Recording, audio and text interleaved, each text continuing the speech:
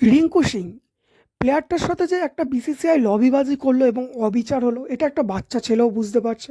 কারণ টি-20 বিশ্বকাপে যে দলটা অ্যানাউন্স করা হয়েছে তাতে রিঙ্কুর নাম নেই, টপ 50 নেই, টপ 20-তে নাম আছে। আর টপ 20 নাম থাকাও যা না থাকাও তা, মোটামুটি রিঙ্কুর টি-20 বিশ্বকাপে খেলার চান্স জিরো বলতে পারো।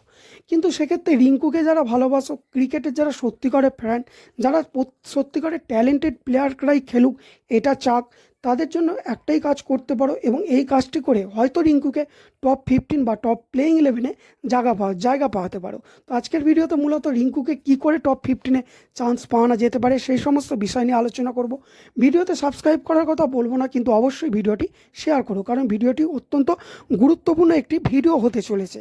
হ্যাঁ, দেখো বেন, তোমরা যারা চাকরি পরীক্ষার প্রস্তুতি নাও তোমরা প্রত্যেকেই জানো এরকম অনেকবার হয়েছে এসএসসি, পিএসসি, ইউপিএসসির মতো বড় বড় সংস্থা, যাদের চাকরির পরীক্ষায় অনেক সময় ফর্ম বেরোয় না, যার কারণে চাকরির পরীক্ষার্থীরা টুইটার হ্যান্ডেলে একটি নির্দিষ্ট সময়ে টুইট করে এবং চাকরির পরীক্ষাতে চুরি হলেও সেটা নিয়ে টুইট করে। এরকম অনেকবার দেখা গেছে যে এক্সামিনের ব্যবস্থা হয়েছে বা খুব তাড়াতাড়ি যেই পরীক্ষার ফর্ম আসছিল না সেই পরীক্ষার ফর্ম এসেছে।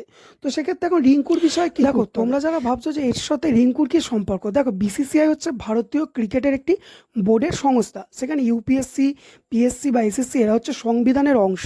তো টুইট হ্যান্ডেলে টুইট করে যদি সংবিধানের যারা অংশ তাদেরকে নাড়ানো চড়ানো যেতে পারে, তাদেরকে হেলানো যেতে পারে, সেক্ষেত্রে বিসিসিআই আর এমন কোনো বড় ব্যাপার নয়। সেক্ষেত্রে কি করতে হবে, দেখো 10ই মে এই তারিখটা ঠিক করা হোক। 10ই মের মধ্যে নির্দিষ্ট একটি সময়টা ধরা হোক দুপুর 12টা। তো দুপুর 12টার সময় সবাই অবশ্যই একই সময় hashtag justice for Rinku Singh, #justice for Rinku Singh এই ট্যাগটা দিয়ে সবাই নির্দিষ্ট সময়ে বিসিসিআইকে ট্যাগ করে টুইট করো। টুইট কিভাবে করতে হয় যারা না জানো অবশ্যই তারা ইউটিউব দেখে শিখে নাও। তবে তোমাদের কাছে একটাই রিকোয়েস্ট, ভিডিওটা যত পারবে শেয়ার করো।